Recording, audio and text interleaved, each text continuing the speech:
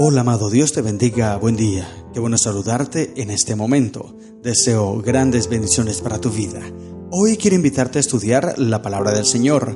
Nos corresponde leer el capítulo número 22 del Evangelio según San Mateo. En este capítulo encontramos una temática muy variada, interesante, mensajes poderosos que llegan a nuestra vida y debemos reflexionar en ellos.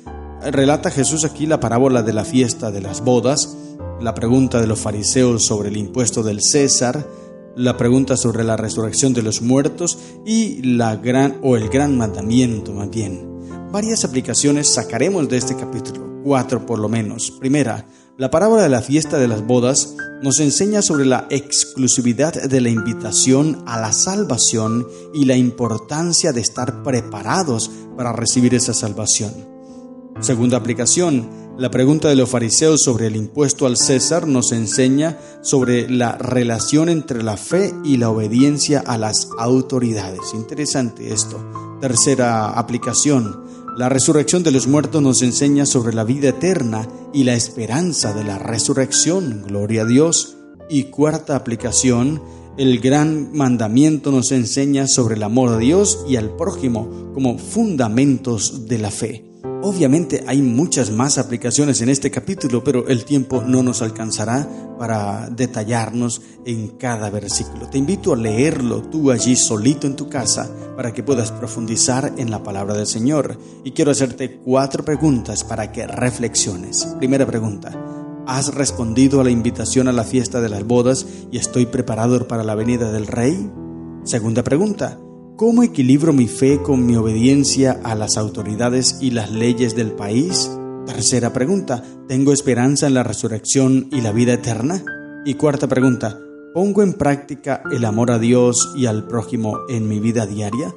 Entonces leamos la Biblia. Dice el Evangelio según San Mateo capítulo 22. Respondiendo Jesús les volvió a hablar en parábola diciendo: el reino de los cielos es semejante a un rey que hizo fiesta de bodas a su hijo. Interesante. Y allí inicia el relato. El capítulo 22 es sin duda una continuación del capítulo anterior que leímos el día de ayer, capítulo 21. Por lo tanto, se refieren a acontecimientos ocurridos el día martes antes de la crucifixión. Ya Jesús estaba cerca de ser tomado y ser llevado al Calvario. Pero ahora empieza a contarles una parábola. Dice el texto: y envió a su siervo, versículo 3, a llamar a los convidados a las bodas, mas estos no quisieron venir. Volvió a enviar otro siervo diciendo: decid a los convidados, he aquí, he preparado mi comida, mis toros y animales engordados han sido muertos, y todo está dispuesto, venid a las bodas. Mas ellos, sin hacer caso, se fueron uno a sus labranzas y otro a sus negocios. Y otros, tomando los siervos, los afrentaron y los mataron. Qué terrible esta situación y la forma en cómo tratan a los mensajeros. Y dice la sierva del Señor en Revue d'Angel del 17 de enero del año 1899, dice ella: el banquete espiritual ha sido puesto delante de nosotros con rica abundancia. Los mensajeros de Dios nos han presentado un riquísimo festín: la justicia de Cristo, la justificación por la fe, las promesas de Dios preciosas y sumamente grandes dadas en su palabra, el libre acceso al Padre por medio de Jesucristo, los consuelos del Espíritu Santo y la bien fundada seguridad de la vida eterna en el reino de Dios. Preguntamos: ¿qué podría haber hecho Dios para nosotros que no haya hecho al preparar la gran cena, el banquete celestial? Preguntas interesantes que nosotros debemos hacernos, porque es que Dios quiere bendecirnos y darnos todo lo que Él tiene preparado, pero hemos rechazado muchas veces hemos dado la espalda a ese mensaje y no hemos aceptado lo que Dios nos ha querido dar. Entonces aquí esta parábola refleja todo esto. Mira cómo dice el texto, versículo 7: al oírlo el rey se enojó y enviando sus ejércitos destruyó a aquellos homicidas y quemó su ciudad. Aquí puede hacerse referencia al año 70 cuando es destruido el templo de Jerusalén, porque como te voy a leer más adelantico, esta parábola representa el rechazo que el pueblo de Israel hizo el mensaje de salvación de Cristo.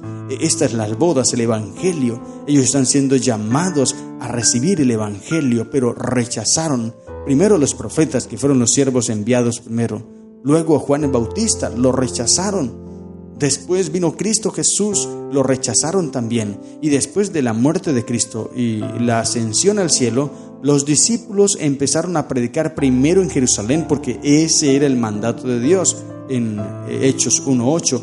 Y me seréis testigos en Jerusalén. Primero fueron testigos en Jerusalén, pero allí fueron perseguidos. Por tal motivo, aquí el versículo 6, cuando dice que otros tomando a los siervos los afrentaron y los mataron, hace referencia a aquellos que torturaron y persiguieron a los discípulos después de la ascensión de Cristo. Mira que toda esta parábola representa el rechazo que tuvo el pueblo de Israel hacia el mensaje de Dios. Y sigue diciendo el texto bíblico, puedes leer, voy a saltarme al versículo 11, por ejemplo. Dice el versículo 11, y entró el rey para ver a los convidados, y vio allí a un hombre que no estaba vestido de bodas, porque a los primeros que fue enviado el mensaje lo rechazaron, que fue el pueblo de Israel. Luego entonces el rey le dijo, versículo 9, id pues a la salida de los caminos y llamad a las bodas a cuantos halléis, haciendo referencia que ahora el mensaje de salvación era pasado a los gentiles y a todo aquel que quisiera aceptar, pero debía entrar a tomar ciertos requisitos para poder participar de esa fiesta maravillosa. Y dice el texto que cuando ya fueron invitados todos y estaban en las bodas, entró el rey para ver a los convidados y vio allí a un hombre que no estaba vestido de boda. Y dice, palabra de vida, gran maestro, página 252, el vestido de bodas que simboliza la justicia de Cristo. Este es el vestido de bodas, es obsequio del rey. El rechazarlo equivale a rechazar lo único que podrá convertirnos en hijos e hijas de Dios. Al igual que los invitados de la parábola, no tenemos nosotros ninguna ropa apropiada para vestir. Seremos aceptables a la vista del gran Dios solo si estamos vestidos de la perfecta justicia de Cristo en virtud con sus méritos. Estas son las vestiduras blancas que aconseja a los cristianos que compren. El que no tenía vestidos de boda representa a los falsos cristianos que piensan que su justicia es suficiente. Ahora, aquí esta fiesta se refiere a la iglesia, porque es que al cielo claramente no puede entrar nadie que no tenga las ropas adecuadas, pero si a la iglesia entran muchos. Hay muchas personas en la iglesia que aparentemente están bien, pero el juicio investigador determina quién es apto y quién no. Así que esta situación que dice aquí que Jesús entró, o el rey entró y vio al que no estaba vestido y lo sacó, se hace referencia al juicio investigador, como es tratado el asunto, el caso de nosotros y todos los que no hacen parte y los que no tengan esa justicia de Cristo, que representa las bodas, el vestido de bodas más bien. El que no tenga el vestido de bodas o la justicia de Cristo, que es lo mismo, la justicia de Cristo, entonces no puede entrar al reino de los cielos. Ahora dice el versículo 12 y 13, y le dijo, amigo, ¿cómo entraste aquí sin estar vestido de boda? Mas él enmudeció. Entonces el rey dijo a los que servían, atadle de pies y manos y echadle en las tinieblas de afuera. Allí será el lloro y crujir de dientes. Dice Mensajes Selectos, página 70 del año 1901. Se ha preparado un banquete para nosotros. El Señor ha desplegado ante nosotros los tesoros de su palabra, pero no debemos presentarnos a la comida con trajes comunes. Debemos estar revestidos con el manto blanco de la justicia de Cristo, que ha sido preparado para todos los invitados. Y Revit and Herald del 17 de abril del año 1894 dice, recordad que todo aquel que sea hallado con el traje de bodas habrá salido de la gran tribulación. Interesante. O sea que esta fiesta a la cual se refiere aquí, o este evento al que se refiere aquí, es aquí la iglesia. Este es el salón de la reunión, la iglesia de Dios aquí en la tierra. Es ese salón donde se reúnen, donde nos unimos los hijos de Dios, los convidados a las cenas. Estamos aquí vestidos con las vestiduras de las bodas. Las bodas se están llevando en el cielo y nosotros estamos aquí en la iglesia, en el salón, celebrando cada día adorando a nuestro Dios, sirviendo al Señor, pero debemos tener las vestiduras adecuadas, que es la justicia de Cristo. Es importante entonces, hermano, que nosotros interpretemos bien la palabra del Señor, porque mira todo lo que Dios nos dice. Él quiere que tú y yo podamos disfrutar de todas las maravillas que ha preparado en la tierra nueva, en la eternidad, una eternidad junto a Él, de gozo, de alegría, de felicidad. Pero si tú no aceptas lo que Él te da, entonces no podrás disfrutar de todo lo que Él te ofrece. Y ahora viene el momento de la cuestión del tributo, y allí Jesús enseña sobre lo que nosotros debemos hacer frente a las autoridades. Esta parábola o esta pregunta sobre el impuesto del César y la respuesta que Jesús da nos enseña sobre la relación de la fe y la obediencia a las autoridades. El texto bíblico más adelante en el apóstol Pablo dice: debemos someternos a las autoridades, pero debemos también rendirle culto a Dios. O sea, es aquí donde Jesús dice: dad al César lo que es del César y a Dios lo que es de Dios. Jesús nos dice: tú tienes que responder porque eres un ciudadano, tienes que responder a las autoridades, pero primero a Dios. Cuando las autoridades se pongan por encima de tus principios, es allí donde debes escoger primero a Dios. Y luego viene el relato de la pregunta sobre la resurrección. Los saduceos vienen a Jesús a hacerle una pregunta tratando de hacerlo quedar mal delante de las personas. Y le dicen: aquel día vinieron a él los saduceos, versículo 23, que dicen que no hay resurrección, y le preguntaron, diciendo: Maestro, Moisés dijo: si alguno muriere sin hijos, su hermano se casará con su mujer y le levantará descendencia a su hermano. Hubo pues entre nosotros 7 hermanos, el primero se casó y murió, y no teniendo descendencia dejó su mujer a su hermano. De la misma manera también el segundo y el tercero hasta el séptimo. Y después de todos murió también la mujer.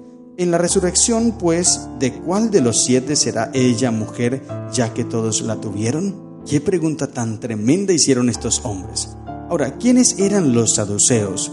Ellos creían en Dios como creador, pero negaban que en forma alguna se interesara en los asuntos humanos. Negaban la existencia de los ángeles, negaban la existencia de la resurrección, negaban también la existencia de la vida del ultratumba y la obra del Espíritu Santo en la vida de los seres humanos. O sea, negaban todos estos asuntos. Y esto lo vemos, por ejemplo, allí en Hechos capítulo 23, versículo 8, donde dice: porque los saduceos dicen que no hay resurrección, ni ángel, ni espíritu, pero los fariseos afirman estas cosas. Entonces ellos tenían una problemática tremenda, estos saduceos. Los saduceos se consideraban intelectualmente superiores a sus prójimos y se burlaban del estricto legalismo y de las tradiciones que tanto importaban a los fariseos. Ahora, al acercarse a Jesús estos hombres saduceos, en esta ocasión ellos tenían el propósito o la intención de poner a Jesús en aprietos con una pregunta que siempre había servido para confundir a los fariseos, porque los fariseos no sabían qué responderle a esta pregunta, porque los fariseos creían en la resurrección, pero cuando les hacían esta pregunta de que con cuál hombre se casaría esta mujer en el cielo, pues los fariseos no tenían que responder. Así que los saduceos ahora, al preguntar a Jesús lo mismo, esperaban que Jesús no fuese capaz de responderles mucho más que los fariseos. O sea, los fariseos por lo menos podían dar una respuesta, pero Jesús no, ni siquiera el 1% de lo que dijeron los fariseos. O sea, ellos esperaban una respuesta inferior a la de los fariseos, pero no contaban con esta respuesta de Jesús. Y Él les dice, versículo 29, entonces respondiendo Jesús les dijo: erráis ignorando las Escrituras y el poder de Dios, porque en la resurrección ni se casarán, ni se darán en casamiento, sino serán como los ángeles de Dios en el cielo. Pero respecto a la resurrección de los muertos, ¿no habéis leído lo que os fue dicho por Dios cuando dijo: yo soy el Dios de Abraham, el Dios de Isaac y el Dios de Jacob? Dios no es Dios de muertos, sino de vivos. Ahora, oyendo esto, la gente se admiraba de su doctrina, y los saduceos no tenían nada que responderle, sino simplemente reconocer que Él era el Mesías. Por eso quedaron callados, no tuvieron respuesta. Ellos vinieron a tratar de humillar a Jesús, pero salieron fue humillados ellos. Y ahora, dice el versículo 34, los fariseos, mira, allí están los fariseos. Y cuando ellos escuchan que los saduceos no tenían nada que decir, dice, cuando oyeron que había hecho callar a los saduceos, se juntaron a una. Y uno de ellos, intérprete de la ley, preguntó por tentarle diciendo: Maestro, ¿cuál es el gran mandamiento en la ley? Jesús les dijo: amarás al Señor tu Dios con todo tu corazón, y con toda tu alma y con toda tu mente. Este es el primero y grande mandamiento. Y el segundo es semejante: amarás a tu prójimo como a ti mismo. De estos dos mandamientos dependen toda la ley y los profetas. Y aquí está la respuesta. Carta 11 del año 1892 dice la sierva del Señor: la ley de Dios requiere que el hombre ame a Dios por sobre todas las cosas y a su prójimo como a sí mismo. Cuando esto se haga perfectamente por la gracia de nuestro Señor Jesucristo, estaremos completos en Cristo. Amén. Aquí está el mensaje lindo, querido hermano. Pero tenemos que aceptar, llegar a Jesús, entrar a disfrutar y amarlo completamente. Ahora, es importante que entendamos, mira, aquí no es que Jesús esté anulando los 10 mandamientos, porque es el concepto que hay en las personas. Dicen: mira, es que Jesús cambió la ley, ahora no son 10, sino solamente son 2, porque está amar a Dios y amar al prójimo. Estos son los mandamientos de Jesús, pero los 10 mandamientos son los de Moisés, y dicen esto, pero no tienen realmente la intención de estudiar la Biblia. Estas personas que mencionan esto simplemente hablan por repetir lo que sus líderes les han dicho, porque aquí Jesús no está anulando los 10 mandamientos por ningún lado, al contrario, está confirmando la ley de Dios, confirmando los 10 mandamientos, porque Él dice: el amar a Dios y amar al prójimo con todas tus fuerzas y como a ti mismo, de estos dos, dice el versículo 40, de estos 2 mandamientos depende toda la ley y los profetas. No es que los esté anulando, es que de ellos depende todo. Y si tú analizas los 10 mandamientos, por ejemplo, en Éxodo 20 y Deuteronomio 5, los primeros 4 mandamientos tienen que ver en tu amor a Dios. Si tú amas a Dios, no tienes dioses ajenos delante de Él. Si tú amas a Dios, no te inclinarás ante ninguna imagen. Si tú amas a Dios, no tomarás el nombre suyo en vano. Y si tú amas a Dios, respetas el día que Él te ha dado para que guardes, para que lo adores a Él. Si tú amas a Dios, haces esas 4 cosas.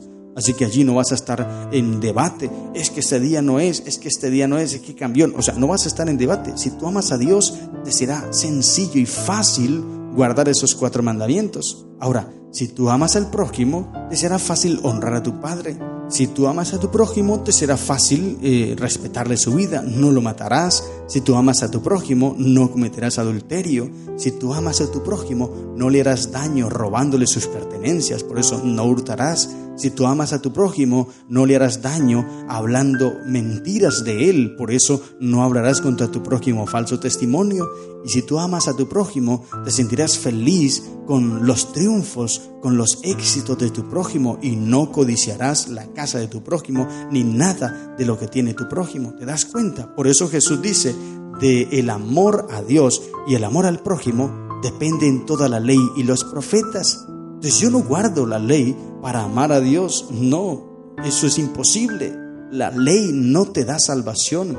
La ley no te da amor. No, eso es imposible. Y Jesús lo dijo claramente más adelante en el Evangelio según San Juan, capítulo 14. Cuando lleguemos allí profundizaremos. Pero Jesús dijo: si me amáis, escucha bien, si me amáis. O sea, si tú no lo amas, no hagas nada. Pero si amas a Dios, guarda sus mandamientos. Y no se está refiriendo a estos 2, no, porque no son los mandamientos de Jesús. Él simplemente dijo: este es el fundamento, es la base de la ley.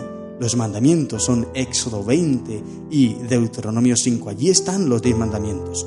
Si tú amas a Dios y amas al prójimo, no tendrás problemas con la ley de Dios.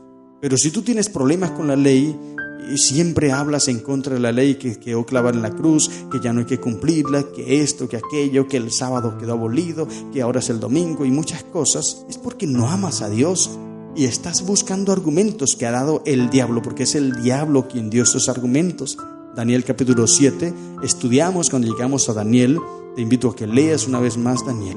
dice allí que el cuerno pequeño, que representa al poder dominante que está llevando todo lo que Satanás dice, el imperio romano, Roma papal, ellos, dice, tratarán de cambiar los tiempos y la ley. No es Dios quien haya cambiado la ley, porque Él no es el cuerno pequeño. Es un poder humano que lleva la autoridad de Satanás, no de Dios, porque Dios no va en contra de su ley. Es un poder humano que lleva la autoridad de Satanás, que trató de cambiar los tiempos y la ley. Pero Jesús no es ese. Jesús simplemente le dio fortaleza, le dio fundamento a la ley. Y dice, el fundamento de la ley y del gobierno de Dios es el amor a Dios y el amor al prójimo. Por eso, antes de hacer cualquier cosa por Dios, antes de presentarte ante el Señor, antes de cantar, antes de orar, antes de ir a la iglesia, antes de hacer todo, ama a Dios, ama a tu prójimo, y entonces tendrás todo lo que Dios te ha pedido. Estas son las lecciones que encontramos en el capítulo 22 del Evangelio según San Mateo. Que el Señor te bendiga. ¡Feliz día!